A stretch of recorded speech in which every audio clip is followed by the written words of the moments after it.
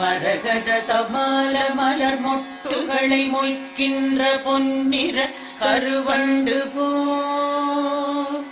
மாதவன் மார்பினில் வாசம் புரிந்தங்கு மெய்சிலிர் பேற்றும் விழிகள் மரகத தமால மலர் மொட்டுகளை மொய்க்கின்ற பொன்னிற கருவண்டு போல் மாதவன் மார்பினில் வாசம் புரிந்தங்கு மெய்சிலிர் பேற்றும் விழிகள் பரவும் பல்வடிவத்தின் செல்வ வளமாகிடும் திருமகளின் அழகு விழிகள் பறிவோடு அந்த இரு விழிகளின் கடை நோக்கு மங்களம் எனக் கருள்கவே.